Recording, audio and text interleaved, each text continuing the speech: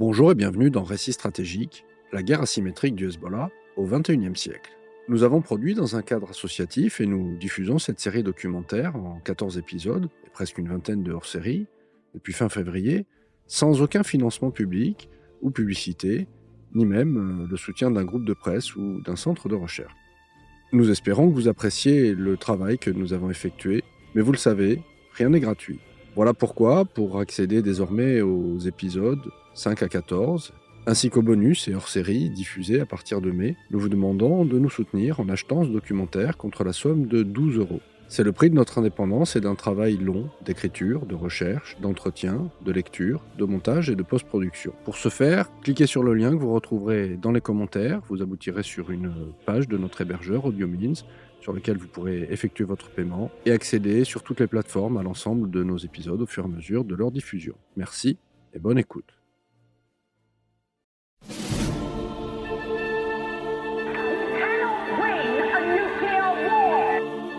Для защиты России и нашего народа. L'option de la guerre peut apparaître a priori la plus rapide. Del triunfo total de la clase trabajadora. But there's only one guaranteed way you can have peace. زلزال أمني وعسكري وسياسي ونفسي ومعنوي. They are fighting for the right of self-determination. 13 gone and not forgotten. We got 18 on Mountbatten. نحن مستعدين لأي اشتباك وفي أي لحظة وفي أي وقت. We shall fight with growing confidence and growing strength in the air.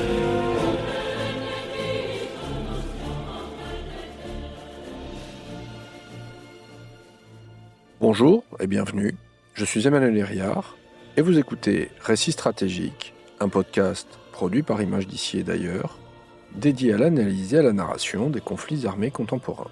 Cette première saison se consacre à l'étude de la guerre dite de 66 jours, ayant opposé en 2024 le Hezbollah à Israël dans le cadre de la guerre de soutien à Gaza après l'attaque du 7 octobre menée par le Hamas en 2023. Un récit stratégique s'appuie non seulement sur le narratif et la connaissance de l'organisation qui a mené ce combat, en l'espèce le Hezbollah, dont j'ai pu rencontrer en septembre 2025 un membre de son état-major militaire. Et afin de mettre en perspective ces propos, plus d'une quinzaine de chercheurs et d'analystes vont aussi intervenir au cours des 14 épisodes que compose ce documentaire. Vous écoutez ici un hors-série autour de ce documentaire, en cela que nous avons décidé de diffuser aussi toutes les interviews in extenso afin de permettre d'aller plus loin, au-delà des coupes essentielles à la réalisation d'un tel projet. Afin de parler de l'évolution militaire du Hezbollah, et notamment de revenir sur sa guerre de 33 jours sur laquelle il a écrit un livre, Chronique d'une défaite annoncée en 2006, et donc sur la mobilisation des deux ennemis suite au 7 octobre, j'ai interrogé le colonel Michel Goya, qui a de 1983 à 2014 servi dans les troupes de marine. Depuis, en tant qu'historien, il raconte de nombreuses guerres, mais donne aussi un éclairage sur le comportement des soldats au combat, ce qui nous permet de mieux saisir ce que peut représenter cet affrontement au sud Liban. Bonne écoute. Michel Goya, bonjour. Vous êtes ancien colonel des troupes de marine. Vous avez servi d'abord en tant que sous-officier, puis en tant qu'officier, notamment en Afrique, au Rwanda, en Centrafrique, mais également en ex-Yougoslavie.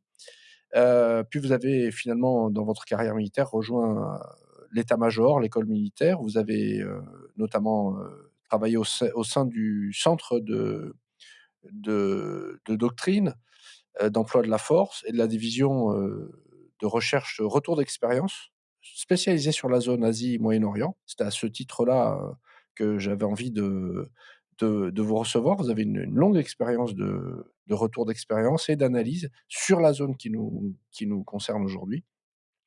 Et puis en tant que docteur en histoire, que vous étiez devenu en 2008 en soutenant une thèse de doctorat dont vous avez produit un livre par la suite, La chair et l'acier. Heu, Vous avez travaillé également au sein de l'IRSERM et au sein de celui-ci, vous avez également pu travailler sur, heu, tout un tas de doctrines de l'armée française. Vous avez depuis édité une quinzaine de livres. Je cite tout de suite le dernier qui va sortir au moment où nous enregistrons, qui s'appelle La théorie du combattant. Heu, Quant à moi, j'en ai lu un certain nombre, comme je vous le disais hors antenne, mais je me suis appuyé notamment, sur 2 ou 3 d'entre eux, pour, établir ce documentaire, dont Israël contre le Hezbollah, une analyse, de la guerre de 2006 très complète, et également un autre, L'embrasement, sur le début.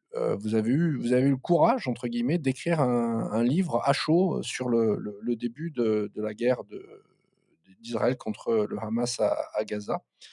Hem, vous avez donc, une analyse très précise. Vous avez déjà travaillé et produit des choses écrites sur le conflit israélien. Vous avez, collaboré en tant que militaire avec l'armée, israélienne. En cela que vous étiez envoyé, détaché par l'armée française, là-bas.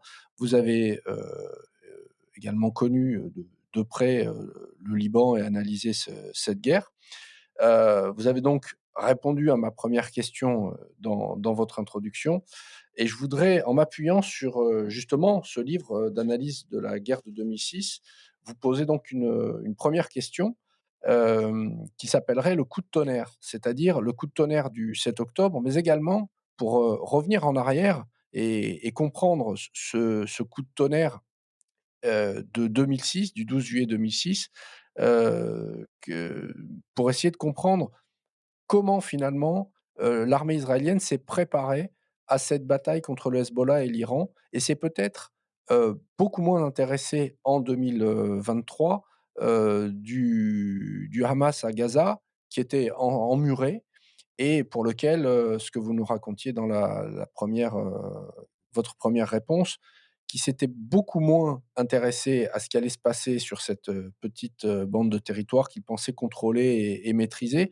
Est-ce que finalement tout ce système de défense, n'a pas, favorisé une sorte de prolifération des menaces à sa périphérie? En fait, le fait de pouvoir tirer par une défense antiaérienne, n'a pas mobilisé plein d'acteurs à essayer finalement d'essayer de percer ce bouclier?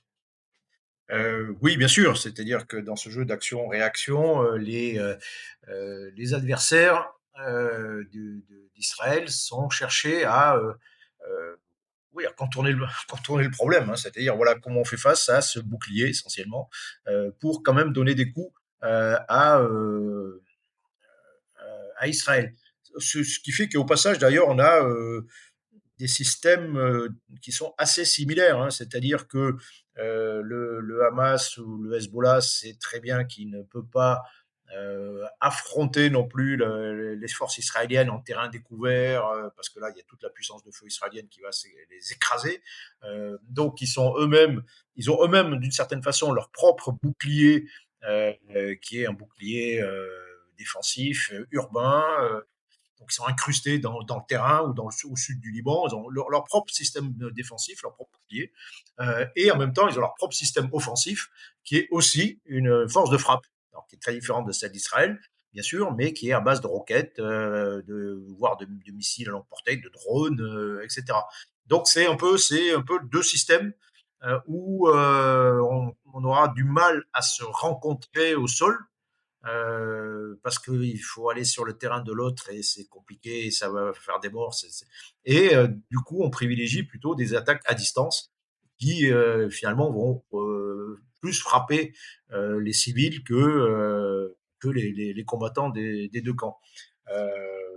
Et c'est d'ailleurs assez flagrant dans la guerre de 2006 où le Hezbollah résiste à l'offensive israélienne et se contente de lancer des roquettes sur le territoire israélien, enfin, roquettes très imprécises, mais qui mènent une forme de harcèlement dans la région.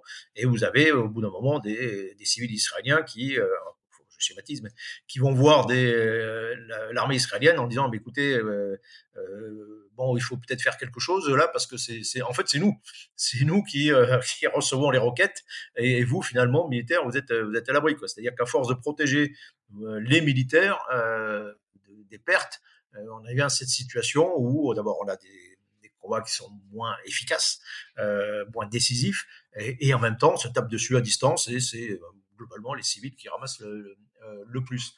Dans ce cadre-là, donc, les adversaires, alors ça remonte, en fait, il faut remonter aux années 80, mais ils réfléchissent comment combattre Israël, quoi. Et il y a cette idée, d'abord, oui, on va pas le chercher sur son propre terrain, on va développer des capacités de défense, on va s'incruster dans le terrain, on va développer une armée, une infanterie compétente. Ils sont aperçus même dans tous les conflits israélo-arabes que ce qui marchait le mieux contre les Israéliens, c'était les commandos. On trouvait des gens, dès que ça devenait un combat un peu plus organisé, combat blindé, mécanisé, etc., ça marchait beaucoup moins bien. Ils arrivaient. En revanche, on trouvait toujours des gens très motivés, on pouvait toujours les former pour faire des commandos, pour attaquer, pour harceler, pour faire des choses, s'introduire dans le dispositif israélien. Donc ça, c'est un premier aspect. Le deuxième aspect, c'est comment on fait pour frapper. Les avions, on n'en a pas de toute façon, et ils se font abattre, ça marche pas. Donc on va utiliser des machines. Et donc, on va bricoler des roquettes, des missiles, enfin tout ce qui peut être lancé à distance.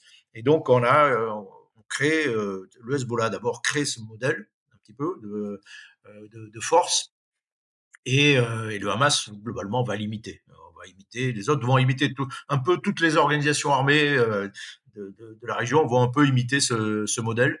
D'autant plus qu'il va faire ses preuves d'une certaine façon en 2006. On dit tiens, effectivement, on a pour la première fois une puissance qui résiste à la fois qui résiste au...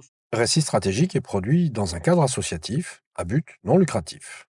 Toutefois, pour garder notre indépendance, dans le format, la durée, la réalisation et le traitement, nous ne souhaitons pas dépendre de la publicité ou d'un groupe de presse. C'est pourquoi nous vous proposons d'accéder à l'intégralité des 14 épisodes et à la vingtaine de hors-séries ou de bonus en cliquant sur le lien qui se trouve en tête de la description du podcast. Il vous mènera sur une page de paiement de notre hébergeur AudioMeans, et contre 12 €, vous pourrez écouter cette série documentaire en intégrale sur un grand nombre de plateformes. Nous espérons avant tout que ce podcast vous plaît et que vous serez nombreux à nous soutenir afin de pouvoir produire une saison 2 sur un autre conflit. Merci.